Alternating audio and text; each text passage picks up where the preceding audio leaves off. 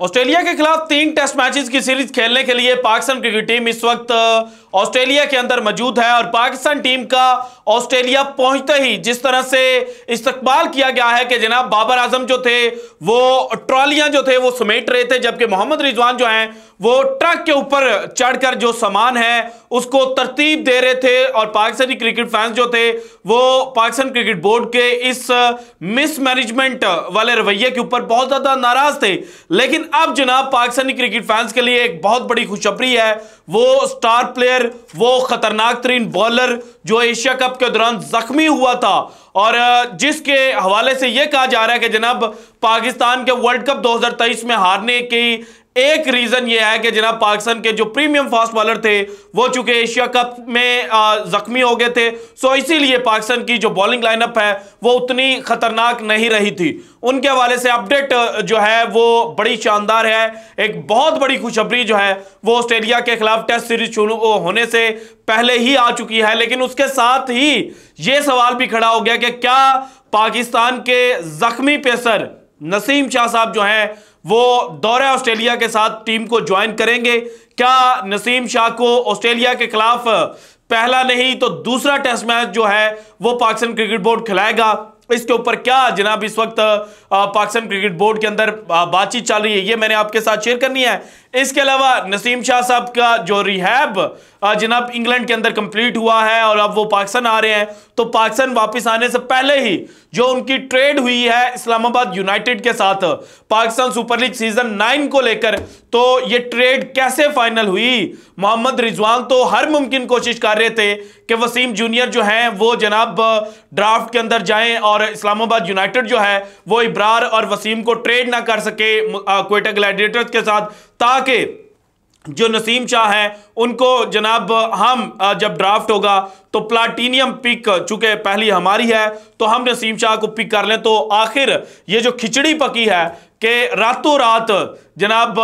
Islamabad United और Quetta Gladiators की deal final हुई, इसके पीछे की सारी कहानी क्या है ये भी आपके साथ खोलूंगा। इसके अलावा जनाब इमाद वसीम साहब जिन्होंने अचानक रिटायरमेंट लेकर जो पाकिस्तान की क्रिकेटिंग फर्टर्निटी है उसको हिला कर रख दिया था, उनका यूट्यूब चैनल के ऊपर जनाब एक इंटरव्यू अपलोड हुआ है और पहली दफा उनका अपना जो पर्सपेक्टिव है वो खुलकर सामने आया है। और उसके अंदर एक और बात जो इंडिकेट कर रही है कि इमाद वसीम साहब जो हैं वो वर्ल्ड कप 2024 में पाकिस्तान को रिप्रेजेंट कर सकते हैं। तो क्या इमाद वसीम साहब रिटायरमेंट वापस लेने जा रहे हैं और रिटायरमेंट वो कब वापस लेंगे, इसके ऊपर भी जनाब एक अंदर की कहानी जो है वो हमारे सामने आई है, ये भी आपके साथ शेयर करेंगे। लेकिन सबसे पहले जनाब नसीम शाह की ट्रेड को लेकर अगर बात की जाए, देखिए जब नसीम शाह के हवाले से यह खबर आई थी कि नसीम जो है वो मजीद क्वेटा ग्लैडिएटर्स के लिए नहीं खेलना चाहते, तो उस वक्त जो सबसे पहली टीम जनाब मार्केट के अंदर आई थी जिसके हवाले से ये खबरें चलना शुरू हुई थी कि नसीम जनाब इस टीम को ज्वाइन करने जा रहे हैं, वो थी पेशावर ज़ल्मी। लेकिन पेशावर ज़ल्मी के साथ जो मामलात थे वो क्वेटा ग्लैडिएटर्स के हल नहीं हो पाए, क्योंकि जो पेशावर ज़ल्मी है उनके मुताबिक नसीम के बदले में जो क्वेटा है वो डिमांड बहुत ज़्यादा कर रहा था। 3 प्लेयर्स की वो डिमांड कर रहे थे जिनमें हारिस भी थे और सैम अयूब के हवाले से भी था, फिर आमिर जमाल भी थे, फिर जनाब अरशद इकबाल भी थे। इस तरह से जो बातें थी वो ऑन ऑफ चल रही थी, लेकिन वो डील जो है वो फाइनल नहीं हो पाई। उसके बाद इस्लामाबाद यूनाइटेड के साथ ऑलमोस्ट 99% जो डील थी वो जनाब क्वेटा ग्लैडिएटर्स की फाइनल हो गई थी कि क्वेटा को नसीम के बदले में जो इस्लामाबाद यूनाइटेड है वो जनाब पाकिस्तान के लिए ऑलराउंडर के तौर पर खेलने वाले मोहम्मद वसीम जूनियर जो हैं उनको ट्रेड किया जाएगा, plus mystery spinner Ibrar Ahmed जो हैं वो क्वेटा के पास जाएंगे और क्वेटा जनाब नसीम शाह की जो सर्विसेज है वो इस्लामाबाद यूनाइटेड को देगा। लेकिन जब ये सारे मामला चल रहे थे तो उस वक्त वसीम जूनियर जो हैं उन्होंने ट्रेड होने का जो फैसला था उससे वो पीछे हट गए और वसीम जूनियर के हवाले से ये खबर आई कि उन्होंने इस्लामाबाद यूनाइटेड को बोला कि आप मुझे रिलीज कर दें, मैं ड्राफ्ट के अंदर जाना चाहता हूं। और वसीम जूनियर ने ऐसा क्यों बोला था, इसके पीछे की जो कहानी जनाब हम तक पहुंची थी वो ये थी कि वसीम जूनियर ने अपने एक दोस्त के साथ कंसल्ट किया था और वो दोस्त जनाब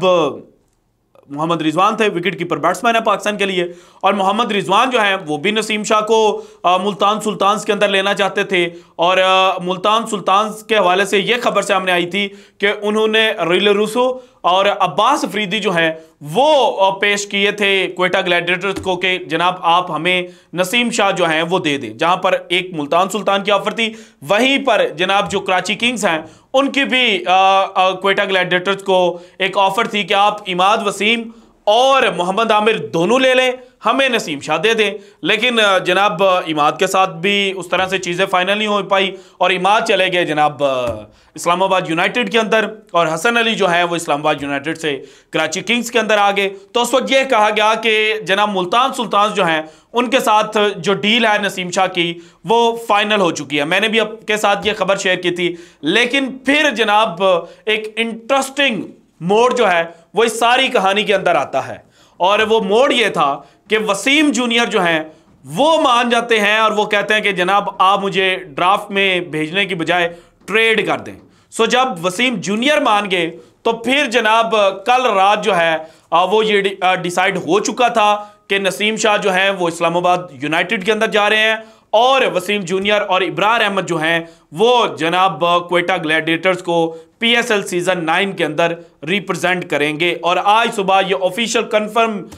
कंफर्मेशन भी आ चुकी है कि जनाब ये ट्रेड जो है ये लॉक हो चुकी है। सो अब नसीम शाह के नाम को लेकर जितनी हाइप क्रिएट की जा रही थी और जो बातें की जा रही थी उसके ऊपर लग चुका है फुल स्टॉप। और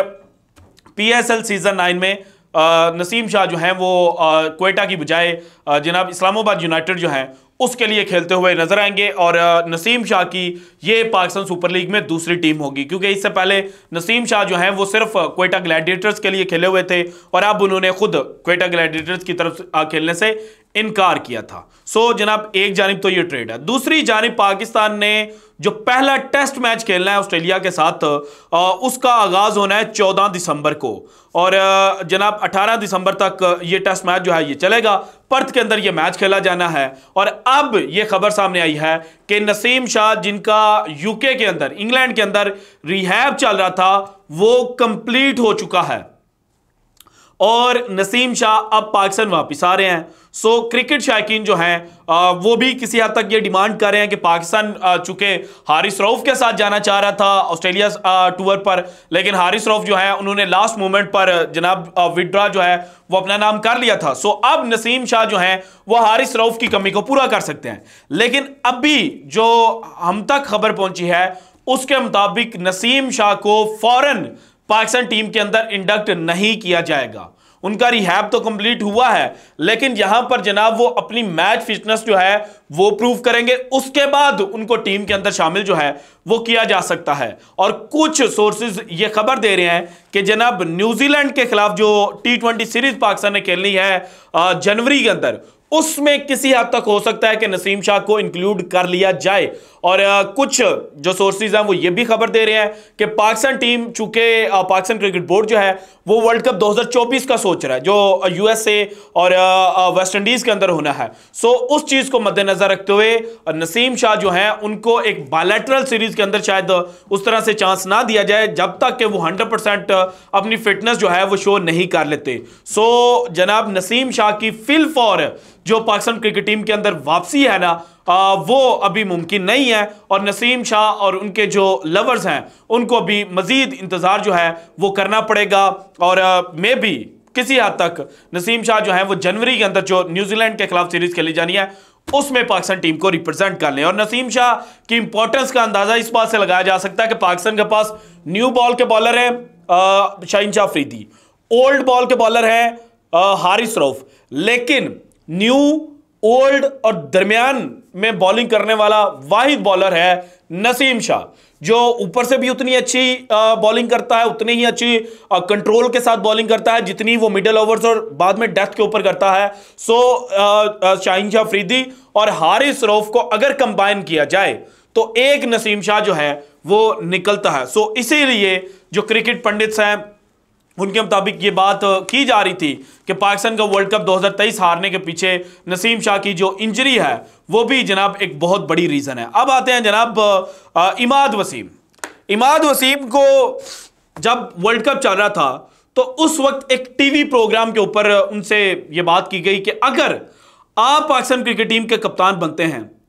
तो आप आमिर को टीम में लेंगे, इस तरह का सवाल किया गया। और इमाद वसीम ने वहीं पर यह बात बोली कि मैं सबसे पहले मोहम्मद आमिर को कॉल करूंगा कि आप अपनी रिटायरमेंट जो है वो वापस लें। दैट मींस कि वर्ल्ड कप खत्म होने तक इमाद वसीम के जहन में रिटायरमेंट कहीं पर भी नहीं चल रही थी, बल्कि इमाद वसीम को एज अ फ्यूचर कैप्टन के तौर पर जो पाकिस्तान का मीडिया है वो प्रेजेंट कर रहा था। लेकिन जैसे ही जनाब वर्ल्ड कप खत्म होता है, यहां पर कुछ अखाड़ प्रचार जो है वो शुरू की जाती है, नए चीफ सेलेक्टर आते हैं, नए जनाब डायरेक्टर आते हैं, तो फिर इमाद वसीम साहब जो है वो अचानक रिटायरमेंट अनाउंस कर देते हैं। और जब उन्होंने रिटायरमेंट ली थी ना, तब भी मैंने कहा था कि असल में ये जो बाबर आजम के ऊपर बातें की जा रही है ना कि 3 साल से बाबर आजम जो है उसने इमाद वसीम को खुड्डे ना लगाया हुआ था, सो उस वजह से जो रिटायरमेंट है वो इमाद वसीम ने लिया, तो ये बिल्कुल गलत बात थी। जो असल हकीकत है वो ये है कि इमाद वसीम साहब को यह कहा गया था कि अगर आप पाकिस्तान को रिप्रेजेंट करना चाहते हैं